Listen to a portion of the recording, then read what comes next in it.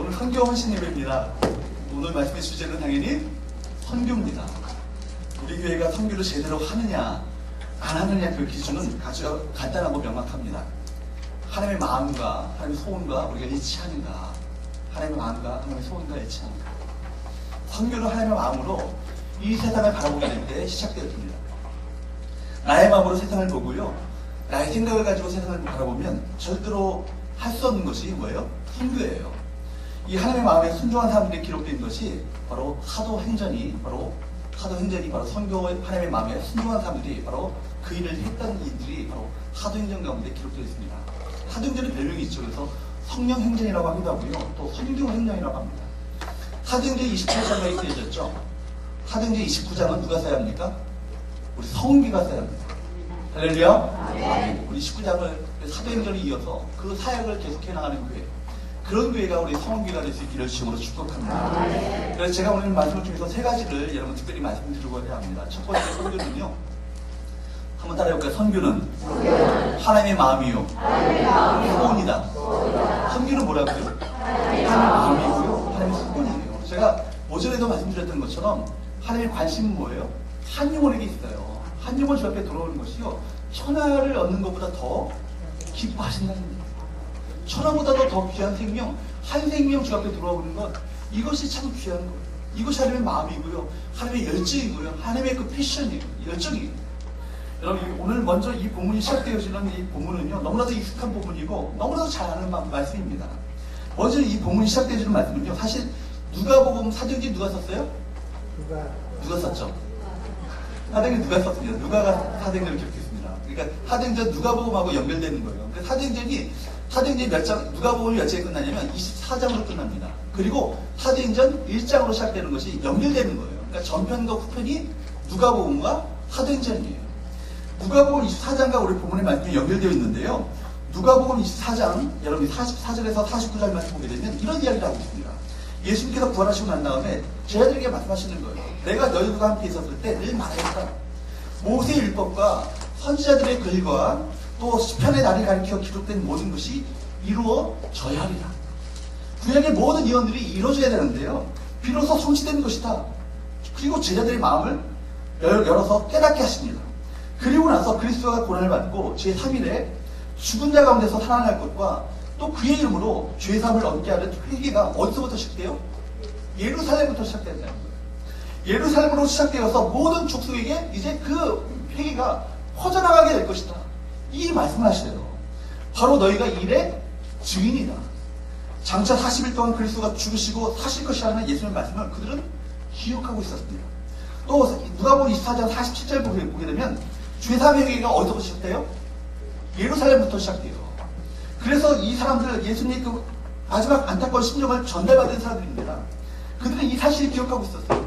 주님, 저희가 그 일을 하겠습니다. 결대를 했던 사람들이 바로 그 사람입니다. 그렇게 헌신하는 사람들이었습니다. 그리고 주님께서 말씀하시는 거예요. 누가복음 24장 49절 말씀 봅니다. 누가복음 24장 49절 말씀이요, 한번 시작. 볼지어다 내가 내 아버지께서 약속하신 것을 너희에게 보내리니 너희는 이로부터 능력이 펴질 때까지 이 성에 머물라 하십니다. 아멘. 그리고 나서 이어지는 본문이 사도행전 1장인데요, 1장 4절에서 5절 말씀 한번 볼까요? 시작. 사도와 함께 모이사 그들에게 공부하여 이르시되 예루살렘을 떠나지 말고 내게서 들은 바 아버지께서 약속하신 것을 기다리라. 요한은 물로 소리를 들었으나 너희는 별을 못되어 성령으로 소리를 받으라 하십니다. 아멘. 그리고 8절 말씀입니다. 8절 말씀 볼까요? 시작. 오직 성령이 너희에게 임하시면 너희가 권능을 받고 예루살렘과 온 유대와 사마리아와 땅끝까지 이르러 내 증인이 되리라 하십니다. 아멘. 누가복음 24장과 사도행전 1장을 통해서 주님께서 마지막 부활하시고 나서 승천하시기까지 계속해서 제자들에게 말씀하셨던 건 뭐냐면 하나님 나라에 대해서 얘기하는 거예요.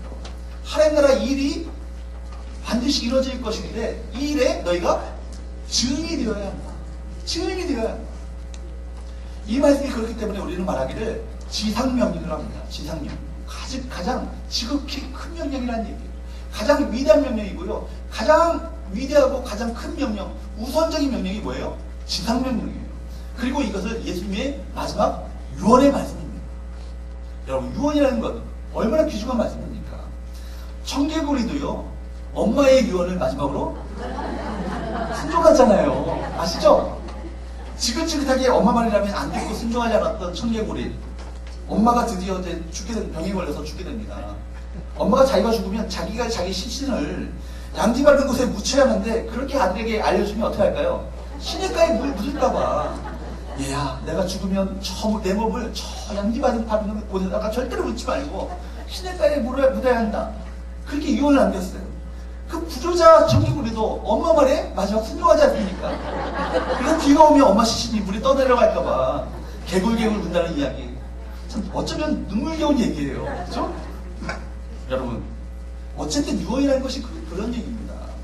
그만큼 주님의 간절한 심정이 담겨져 있는 것이 바로 유언인데, 오늘 사도행전 1장 8절이 바로 그 말씀, 주님의 간절한 마음을 담아서 제자들에게 말씀하시는 거예요. 다시 한번 1장 8절 말씀을 분명하게 말씀하셨던 그 말씀을 다시 한번 읽어보도록 합니다. 1장 8절 시작. 오직 성령이 너희에게 임하시면 너희가 권능을 받고 예루살렘과 온 유대와 사마리아와 땅끝까지 내 증인이 되리라.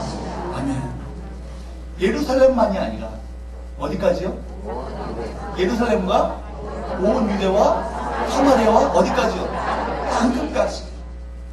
그런데 여러분, 비극적인 얘기는 뭐냐면, 그 이후로 복음이 이렇게 예루살렘과 유대와 사마리아와 땅끝까지 퍼져나가야 되는데, 이 복음이 어디에만 머물러 있어요? 예루살렘만 머물러 있는 거예요. 예루살렘만 머물러 있어서 예루살렘에 있는 사람들만 구원하려고 그들이 그냥 거기서만 머물러 있고 거기서만 전도합니다. 이 사도행전 기사가요, 모두 예루살렘을 벗어나지 않아요. 아직 제자들은 그 지경을 넘어가지 못하고 있었던 것입니다. 주님의 기대는 뭐예요? 예루살렘을 넘어서 유대로 나가야 되잖아요. 유대로 넘어서 어디로 나가야 돼요? 사마리아로 나가야 되잖아요. 사마리아 넘어서 온 땅끝까지 나가야 되잖아요. 주님의 기대와 바람과는 달리 복음이 예루살렘에서만 철저하게 머물러 있었다는 겁니다. 예루살렘만 머물러 있었고요, 그들끼리만 잔치를 벌이고 있었어요. 스가랴 선지자가 예언했던 것처럼 예루살렘이 장차 성곽 없는 촌락과 같이 되리라, 그렇게 말씀하셨거든요. 그런데 그 주님의 비전과는 상관없이 성곽 속에 쌓여가지고요, 거기서만 머물러 있었다는 것이 그들의 비극이었어요. 지상명령, 주님의 그 전도 사명과 선교 사명과 무관하게 그들이 신앙생활을 했다는 얘기입니다. 여러분, 마음 가운데 부담이 있었겠죠. 주님께서 말씀하셨으니까 예루살렘과 온 유대와 사마리아와 땅끝까지 내 증인이 되어야 한다라고 말씀하셨는데, 부담감은 있었지만 그들이 순종했어요? 안 했어요. 거기서만 머물러 있었다는 겁니다. 나가지 않아요. 순종하지 않아요. 그렇기 때문에 제가 두 번째로 말씀드리고자 하는 것은, 두 번째 한번 띄워주실래요? 여러분, 두 번째는요, 나가지 않으면 촛대를 옮기신다는 거예요. PPT를 한번 띄워주시면 좋겠습니다. 이 두 번째가 안 나오나요? 두 번째요. 방송실 두 번째 PPT. 네, 두 번째. 나가지 않으면요, 촛대를 옮기신다는 거예요. 무서운 말씀이고요. 참, 어떻게 보면 여러분 귀담아 들으셔야 될 경고의 말씀인 거예요. 지금이 고인이 된 미국의 예일대 레토릭이라는 교수가 있습니다. 이분이 유명한 교수고요. 이분이 세계 최초로 선교의 관점에서 세계 역사를 아주 방대한 책을 썼어요. 저도 그 책을 갖고 있는데, 1900년의 어떤 그런 역사를 연구하면서 모든 역사를요, 선교적인 관점에서 기독교 역사를 기록했습니다. 그래서 그분이 역사를 연구하면서 교회가 부흥하고 성도들이 영적으로 건강하여서 세상에 큰 영향을 미쳤던 시대도 있었던 반면에, 교회가 아주 힘을 잃고 세상에 대해서 무기력했던 그런 시대를 살았던 교회에 대해서도 이야기를 합니다. 교회가 힘을 잃고 부패하여서 있으나 마나 했던 무기력한 시대를 연구하면서 한 가지 공통점을 발견하게 된 거예요. 교회가 세상 가운데 영적인 영향력을 발휘하지 못하는 이유가 과연 무엇인가? 그 교회가 이 땅을 변화시키지 못하고 세상에 변화를 주지 못하며 세상으로부터 오히려 아무런 조롱과 오히려 어떤 그런 힘을 발휘하지 못하는 그 이유가 과연 무엇인가? 그런 시대에는 교회가 예외 없이 한 가지 공통점이 있다는 거예요. 한 가지 공통점이 뭡니까? 세상의 환경에 순응하고 집착하다가 시간과 공간을 초월하는 교회의 본래의 그 정체성을 잃어버리고 말았다. 교회가 모방하려고 애썼던 당대의 나라와 당대의 문화와 당대의 가치관, 그런 것이 사라지니까요, 교회 역시 같이 사라지고 말았다는 얘기입니다. 여러분, 교회는요, 교회로서 살아남아야 합니다. 세상과 절대로 비교할 수 없는 교회만의 영적인 정체성이 있는 거예요. 교회만의 독특한 본질이 있습니다. 만약 이것을 포기하면 더 이상 교회가 아닌 거예요. 그건 뭡니까? 어떻게 하면 요즘 세상과 잘 조화를 이뤄서 신앙생활을 해야 될 것인가? 이런 게 아니에요. 어떻게 하면 세상 사람들의 비난받지 않고 거룩해 보일 수 있을 것인가? 이런 것도 아니에요. 그런 것들에 연연하여서 그런 세상 사람들이 볼 때 그렇듯해 보이는 그런 것들에 연연하게 되면 교회가 교회로서 해야 될 핵심 사명을 잃어버리고 세상 사람들에게 그렇듯해 보이는 교회로 전락해버리고 만다는 얘기입니다. 그러면 절대로 세상 가운데 영적인 영향력, 영적인 능력을 발휘하는 교회로 자리 잡을 수 없다. 이분의 결론입니다. 여러분, 그렇기 때문에 교회가 집중적으로 해야 될 것은 뭐냐면, 이 세상 가운데 시대가 지나가고 세상이 바뀌어도 우리가 변치 않고 해야 될 일은 무엇입니까? 주님의 이 주장과제, 이 사명, 선교의 사명을, 전도와 선교의 사명을 끝까지 감당하게 될 때 주님께서 이 교회를 통해서 복을 주시고 이 교회가 이 땅 가운데 영적인 영향력을 끼치는 아름다운 교회로 변화시켜 주실 줄로 믿습니다.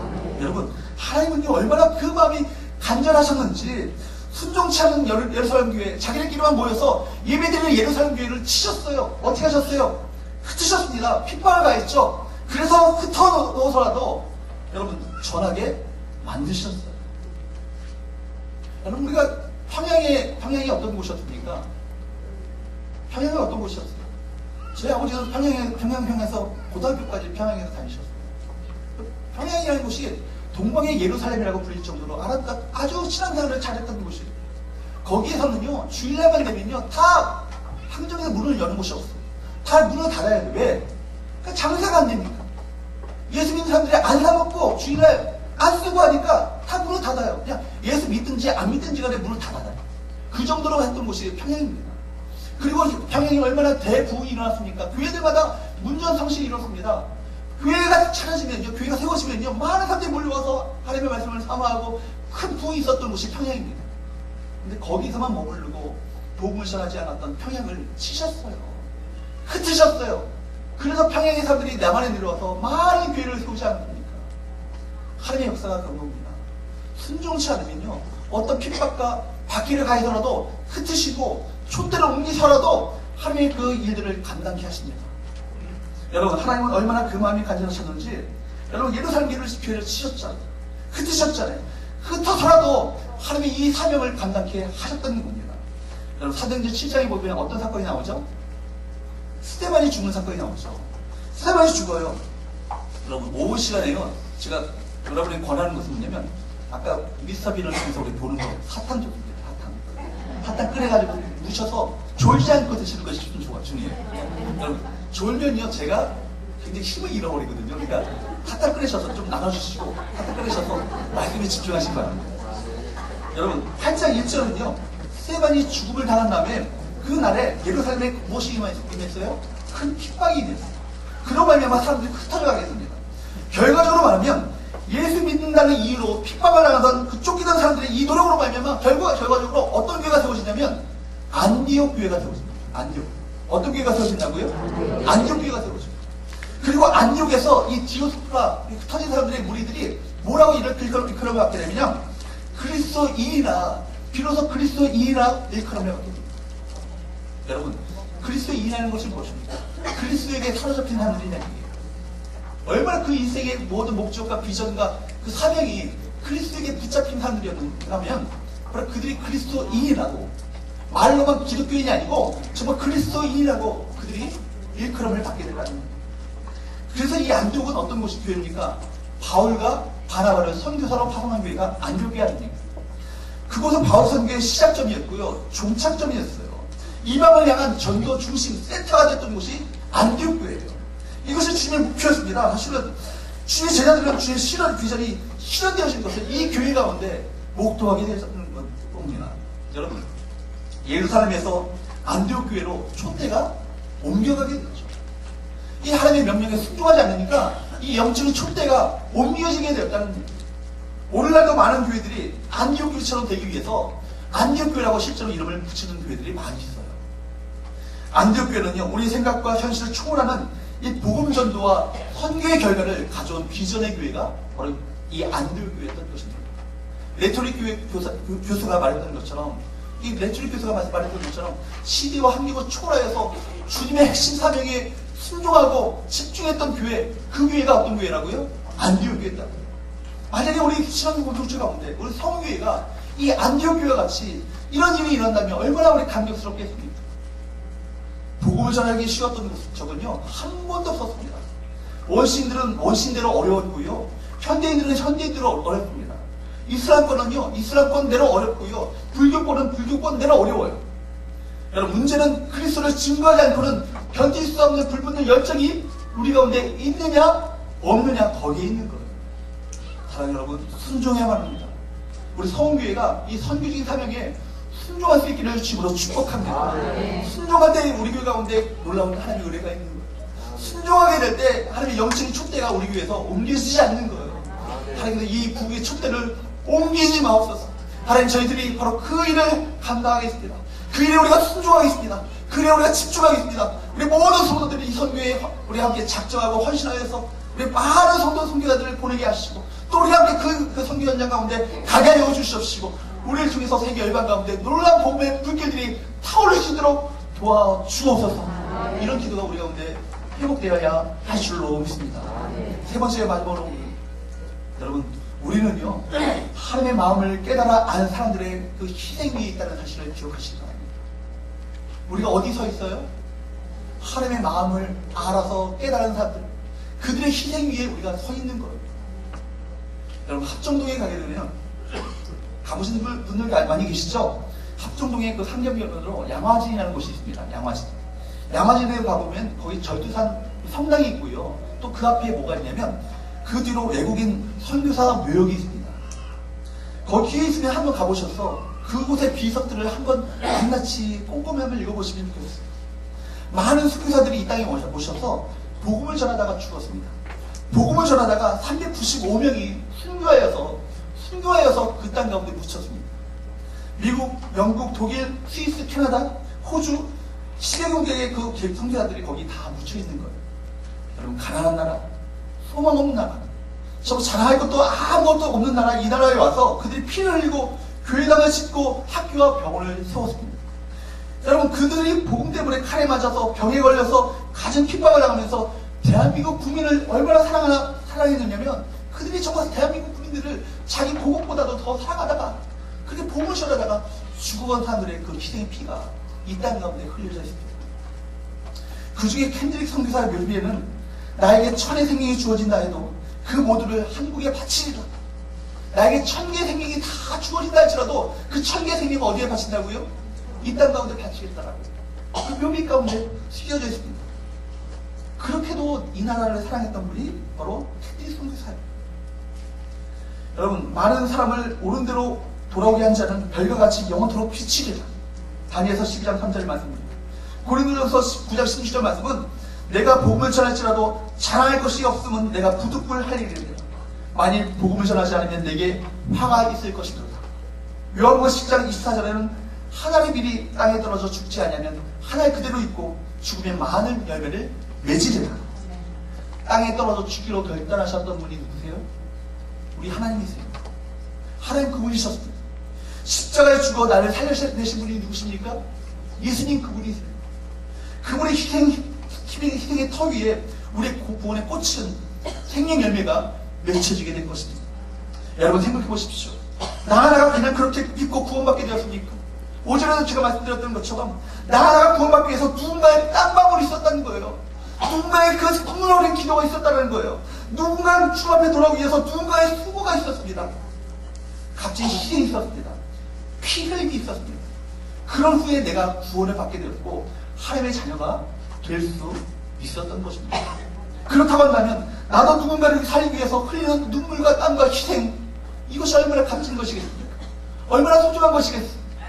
오늘 한국교회가 있기까지요, 존재하기까지, 내가 예수를 믿어서 저 구원을 얻기까지, 한국교회가 이토록 아름답게 성장하고 교회가 세워지기까지 수많은 땀과 눈물과 희생과 피 흘림이 있었음을 여러분 반드시 기억해야만 합니다. 여러분 그냥 그저 와서 그냥 이 자리에 앉아있는 것이 아니에요. 누군가의 피 흘리기 위해 여러분이 앉아 계신 거예요. 바로 한국교회는 그렇기 때문에 순교의 피를 머금고 성장해온 교회가 바로 한국교회입니다. 19세기 말에 캐나다의 존 맥킨지라는 선교사가 젊은 신학도가 있었습니다. 어느 날 이 사람이요 비참한 한반도의 소식을 듣게 돼요. 그래서 저 땅에 가서 내가 복음을 전해야지, 저 불쌍한 민족에게, 미디안 민족에게 가서 예수를 전해야지. 그래서 캐나다 장로교회에 가서 한국교회 선교사가 되겠다고 신청을 했지만 아직까지 캐나다 장로교회는 한국 선교사가 파동기획이 없었던 거예요. 한국에 대해서도 이 조선 땅에 대해서도 잘하지 못했어요. 그러나 이 맥킨지는 포기하지 않았습니다.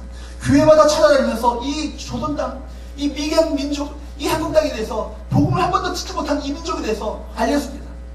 한반도에 복음을 전하는 것이 얼마나 심각한 것인가 그들에게 설득하기 시작했습니다. 이 교회 저 교회에서 약간의 여비를 모금하여서 1893년에 그분이 이 한국 땅에 들어오게 됩니다. 낯설고 무서운 땅, 한국 땅 이 백성을 구원한다는 것 참으로 불가능해 보였어요. 한민족을 구원하기 위해서 철저하게 한국 사람이 되어야겠다고 생각했습니다. 옷을 한국 사람처럼 갓을 쓰고요, 보포를 두르고 한국 사람처럼 입어야겠다고 생각했지만 어울리지 않았습니다.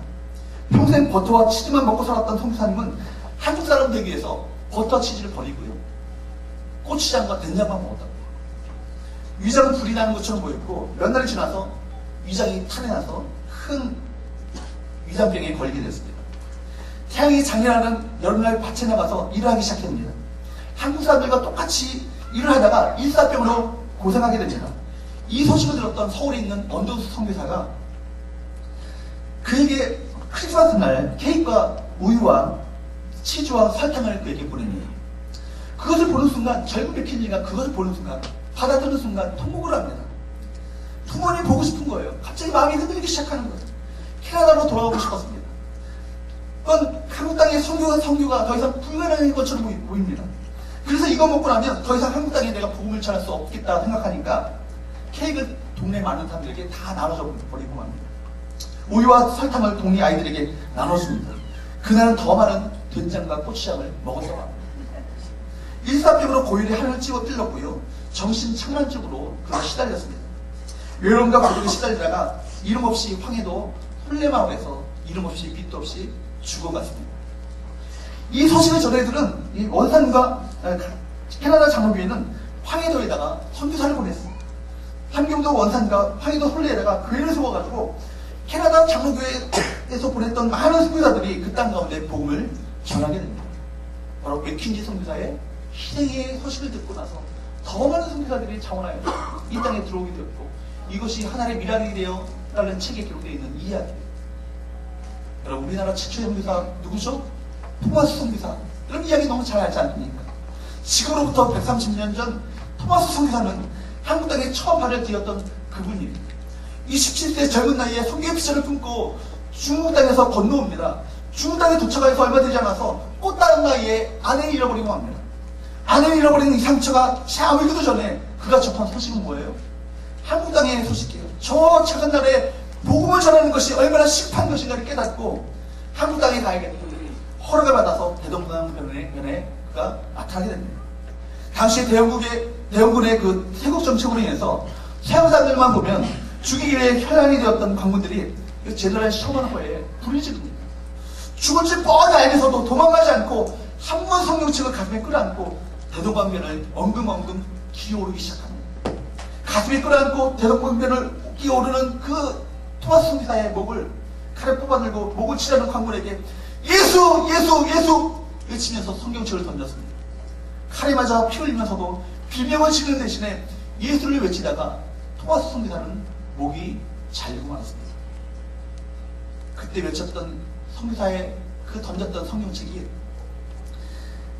그 성경책을 받아들였던 많은 사람들이 결국은 그 성경책으로 말미암아 예수님을 믿게 되었다는 일화예요.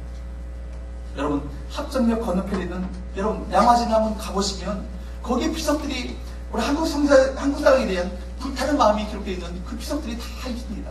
한번 띄워주실래요?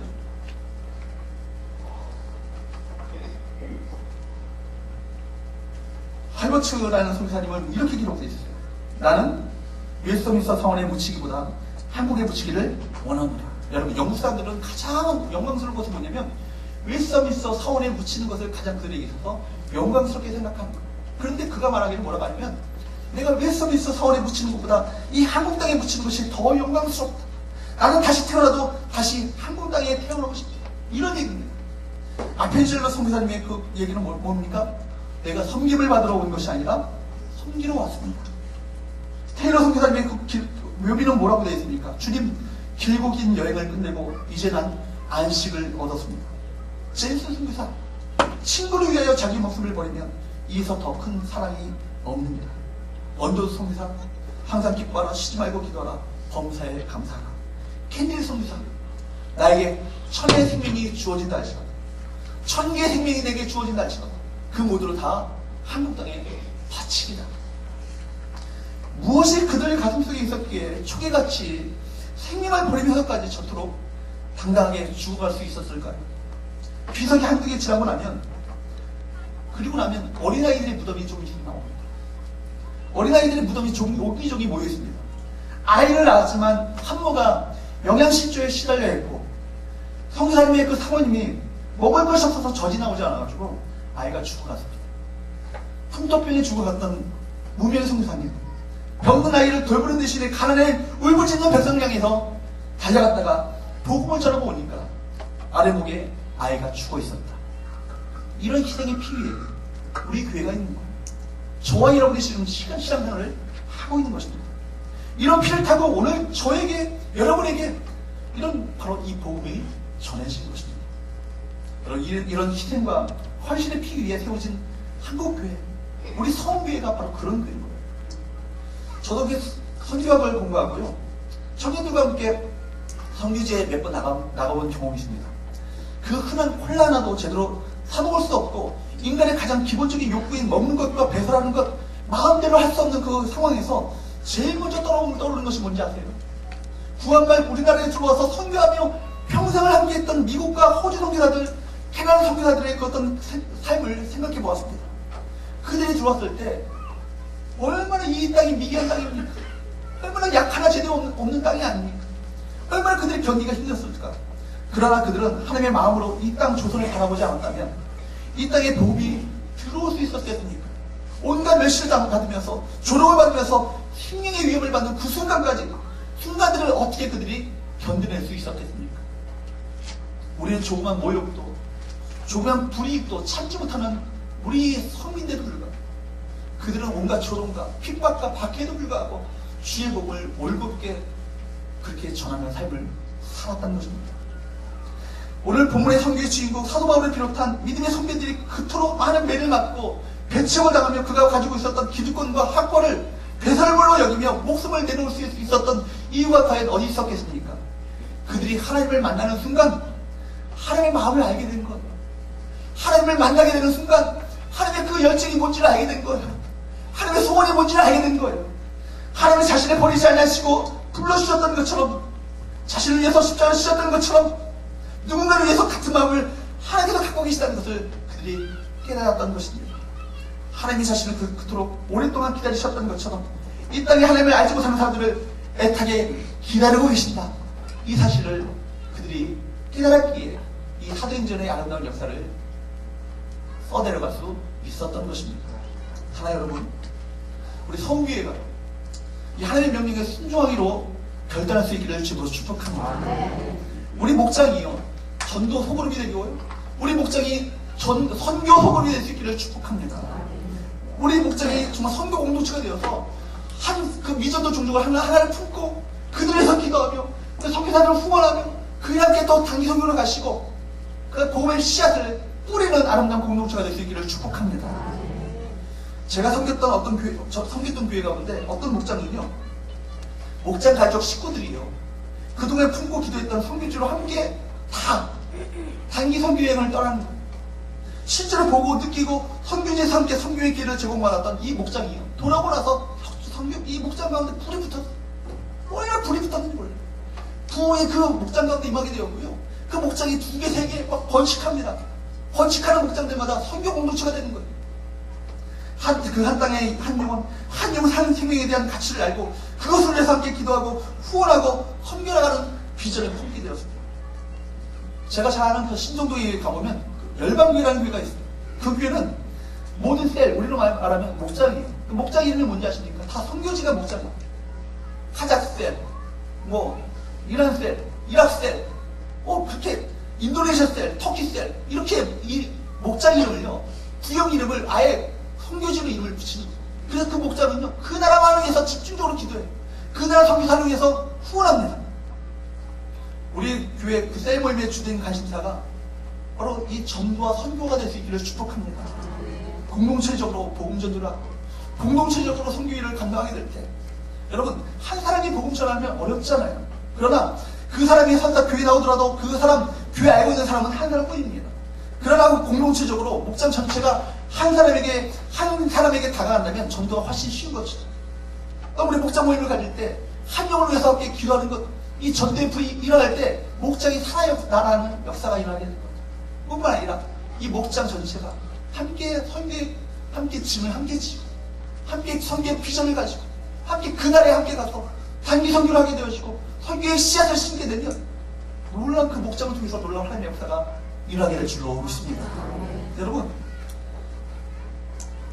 우리 교회에 물론 선교 방향과 같이 하는 선교지를 여러분 정하셔야겠지만, 그 선교지를 품고 휴가 때 단기 선교로 그 마음에 품고 기도했던 선교지로 함께 단기 선교 여행을 떠나는 비전을 품을 수 있기를 바랍니다. 가서 복음 전도 사역을 할 수 있으면 좋겠지만, 그렇게 할 수 없는 그 땅이라면 땅 밟기라도 하고 오면 그 나라의 영적 현실을 알고 기도하는 것과 막연히 여기서 그냥 그 나라에 대해서 기도하는 것과는 차원이라는 기도를 주 앞에 드리게 될 거예요. 온 교회가 또한 함께 기도하고 온 교회가 보내는 선교사, 가는 선교사로, 보내는 선교사로, 가는 선교사로 헌신하게 될 거예요. 우리 교회 가운데 이 놀라운 영적인 복을 우리 가운데 허락하시지 않겠습니까? 그런데 하나님 나라가 우리를 통해서 이루어지지 않겠습니까? 특별히 우리가 영혼 구원을 위해서 간절히 기도해야 될 이유가 바로 여기 있는 거예요. 뭐예요? 하나님의 마음, 하나님의 소원이 바로 여기, 이 사실을 우리 마음 가운데 깊이 있게 새길 수 있기를 축복합니다. 그 기도가 응답되어서 하나님께 그 영혼이 돌아오게 될 때 하나님께서 함께 하셨음을 우리가 경험하게 되는 거예요. 다음 주는 전도 축제 아닙니까? 또 전도 축제에 맞물려서 우리 선교 헌신 예배를 드리는 것 너무나도 기막힌 것 같아요. 우리가 집중해야 될 것이 바로 이거라는 얘기예요. 전도와 선교, 여기에 올인하고 여기에 집중하고 여기에 모든 관심사를 쏟게 될 때 우리 교회가 하나님의 마음을 시원케 하는 교회가 되는 거예요. 이 우리 교회가 하나님의 마음 가운데 기쁨 되어주는 교회가 되는 거예요. 주께서 원하셨던, 그렇게 비전을 삼으셨던 바로 그 교회가 되어지는 것입니다. 사랑하는 여러분, 그러기 위해서 우리 목장 모임이 먼저 성령의 기름 부으심이 충분해야 될 줄로 믿습니다. 너희가 성령의 권능을 받고 성령의 권능을 받아야 되잖아요. 성령의 권능을 받아야 아버지의 마음이 우리 마음 가운데 새겨지게 되시고 아버지의 마음이 품게 되시고 아버지의 마음 가운데 순종하는 자들로 세워지게 될 것입니다. 우리 교회가 성령의 충만함이 임하길 소원합니다. 성령이 충만하게 될 때 우리 교회가 이 선교적인 비전에 동참하여서 이 모든 일에 후원하고 기도하며 함께 가는 그런 역사가 우리 가운데 일하게 될 줄로 믿습니다.